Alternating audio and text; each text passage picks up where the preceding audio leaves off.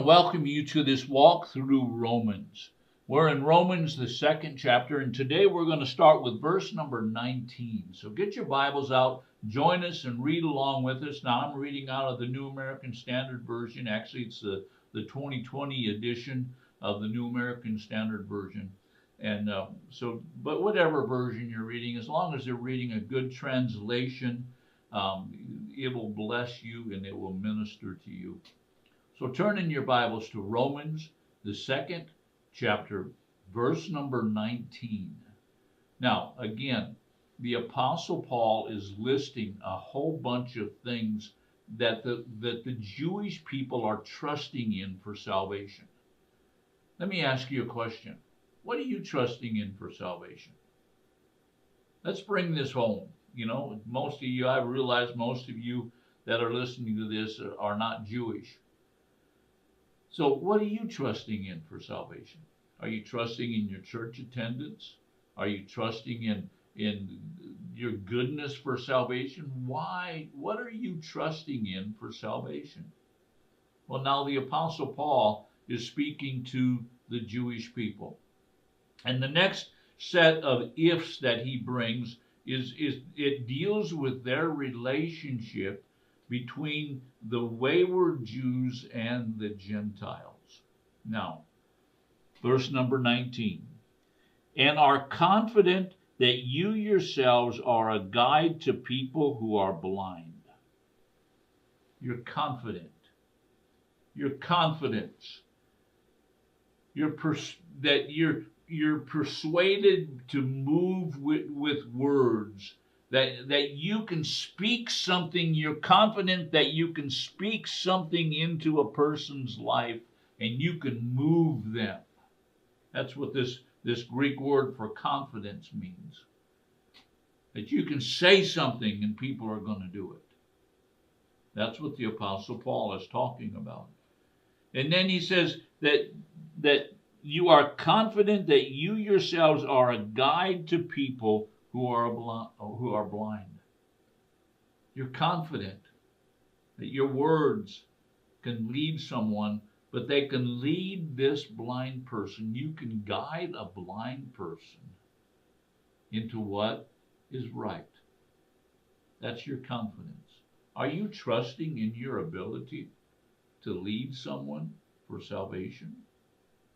That's what the Apostle Paul is asking the Jewish people. You see, the Jewish people thought that they were the guides to society.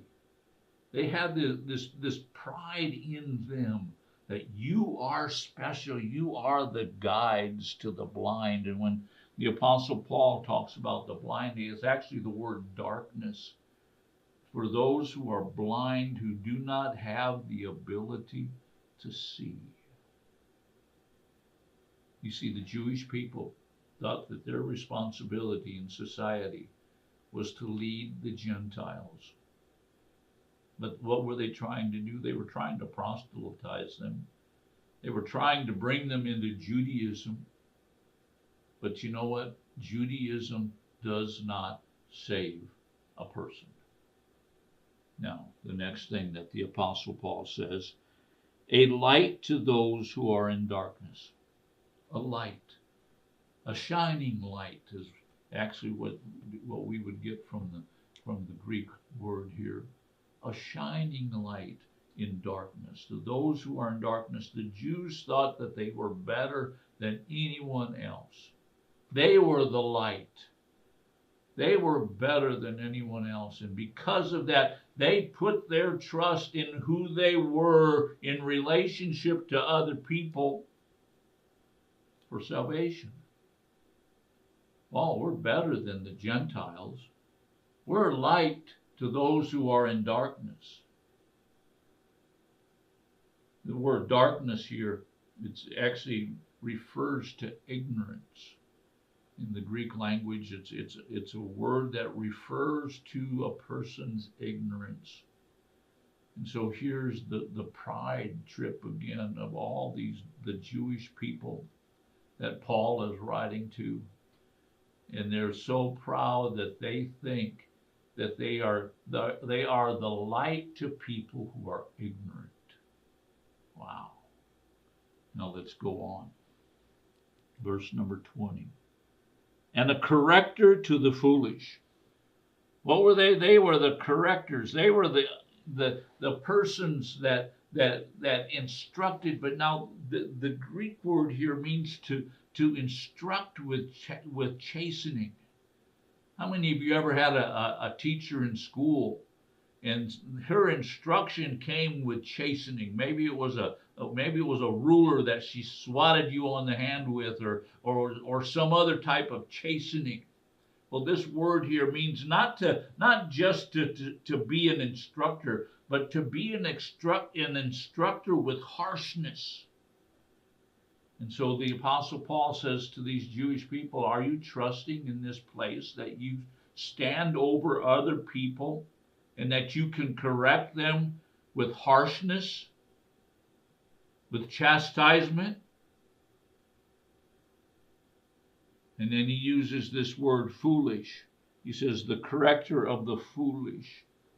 The word foolish means people who are without understanding.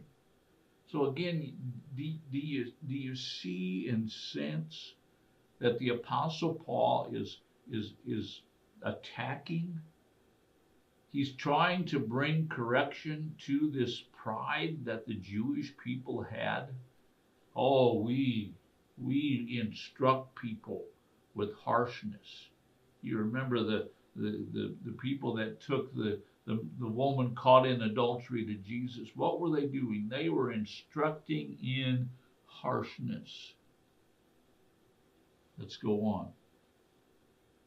A teacher of the immature. A teacher. Someone who instructs. But notice the next word, of the immature. Now, the word immature actually means those who cannot speak, or a baby who cannot speak. And so again, here is the instructor, the Jewish person. And then here is the Gentile person. And they are so young and so foolish and so inexperienced, they can't even talk. Wow, what a pride trip that the Jewish people were on. And again, the Apostle Paul is not saying this because he hates the Jewish people. He's saying it because he loves the Jewish people, and he has to get them to the point where they are no longer trusting their Judaism to get them to heaven, to get them in relationship with God. He is trying to bring them to the point of understanding that their salvation comes by faith, and it comes through the grace of God. Thank you for watching. Join us again tomorrow as we continue our walk through the book of Romans.